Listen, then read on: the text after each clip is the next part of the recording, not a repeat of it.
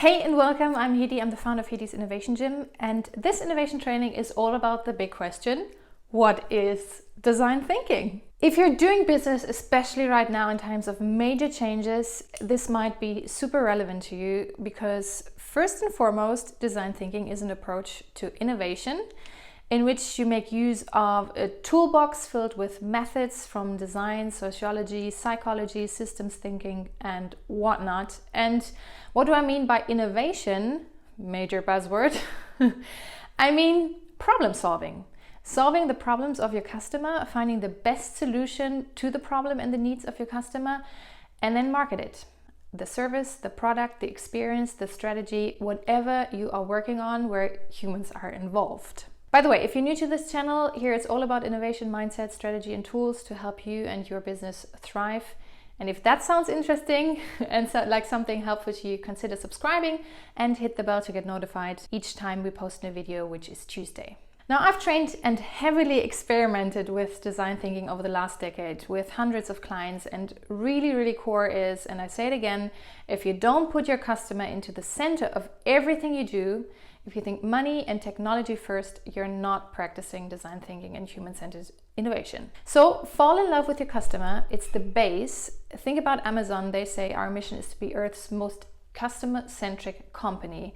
And well, you can think about Amazon whatever you like, but they're succeeding in what they do. Tech in business is definitely part of this innovation approach, but it comes later. Why? Because if you know what your customer desires, you will be able to adapt and transform their needs into tech that is currently the best option, because it changes all the time. And also often a tech solution is not even the best solution for your customer. Either way, once you have your solution, your product, your service, it will generate then revenue because your customer wants it. He buys it. Second, what is design thinking? Practice in design thinking makes it become more of a philosophy and a mindset, really. A client of mine once said it's a way to approach life. And what he meant is like constantly questioning the status quo, learning, growing, and constantly also putting yourself into a state of innovating. Now, this is super often overlooked. Well, design thinking is sometimes reduced to the design thinking process, which is a vital part of DT, and we will get to that in a minute, but there is more to it. Design thinking helps you be in a state of innovating. Major issue is, and maybe you relate to that, when we have a problem, we sit on our desk trying to make sense of it all. We make up our assumption, it all gets fuzzy, it all gets too complex, too painful. There's a famous quote by Albert Einstein at this point: we cannot solve the problems with the same thinking we used when we created them. So true. So design thinking literally helps you to become more of an experimenter, doer, and innovator by first putting you physically into the state of yes, I can. Yes, I'll just go for it. With warm-ups, physical and brain exercises to get you out of your thinking mind, to get you out of your box into an innovation mode. You're standing and you're not sitting bowing down all the time, which is not very activating to your brain and system. You're physically in an active, alert state all the time. Second, you work in multidisciplinary teams. So different expertises, different characters work on the same challenge. That reduces complexity and hurdles because the more we collaborate, the more we know and the more we get done. Third, space. Our environment influences us. Think about when you go, for instance, into a spa. Like you go in there and you're from here to like, It's not a coincidence. It is purposefully designed. So yeah, you immediately calm your steps, you talk quieter because of the music. Any great environment shapes us in one way or another. And design thinking spaces inspire and provoke action. High furniture, so you can be active. Lots of material, so you can make ideas tangible. Inspirations on the wall, there you go. And finally, yes, design thinking is also a process.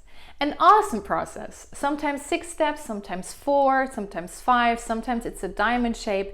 It all doesn't matter. They have the same underlying principles to it. And I'll walk you through it. First is you kick off your process.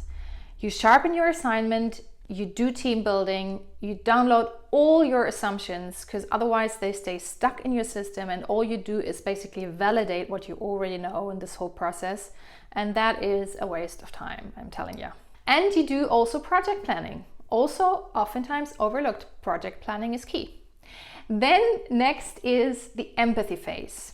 You go out and you really get in touch with your customers. You ask them about their problems, their needs. There's an innovation training on how to prep that phase here if you need more input on that. You also observe them, because sometimes we human beings don't realize what we do all day, every day, hence we can't articulate it if you would ask me.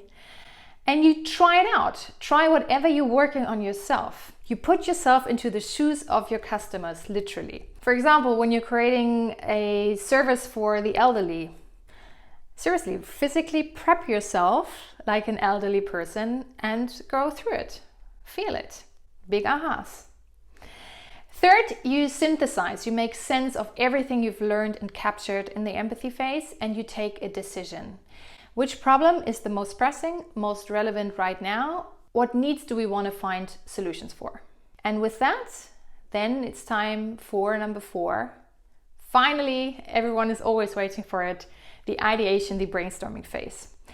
Now you know what the problem truly is, where it hurts your customer, and you can find real solutions for them. Not made up on your desk without evidence and tons of doubt. Now it's real. After brainstorming, you then again take a decision and turn the idea you are choosing in a number 5, prototype. You make your idea tangible with material that doesn't cost you a whole lot of money. I've seen the best prototypes really being out of paper, Lego, simply like Post-its when you want to create an app and want to sort of flip through the functions of the app.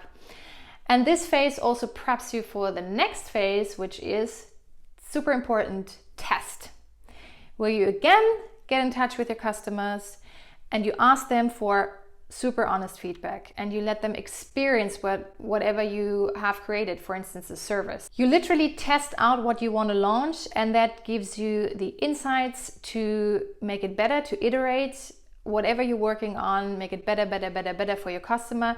And that's oftentimes a loop. So here's the idea, test the idea, thank you for your feedback, and iterate the product, the service, whatever you're working on until it's really perfect and ready to be launched. By the way, there's a training on the feedback matrix to capture this feedback. It's a super simple way and basically just drag and drop. And sometimes in this process of testing, I just have to add that you realize it's not working at all and you go back to the empathy phase.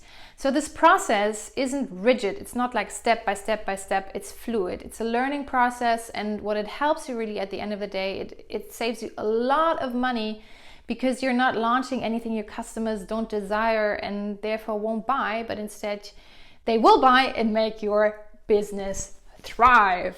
Awesome! I hope this explanation of design thinking was of service to you. Let me know in the comments below what your experiences with design thinking is. Subscribe and like if you want more, and see you next Tuesday for another innovation training session. Bye bye!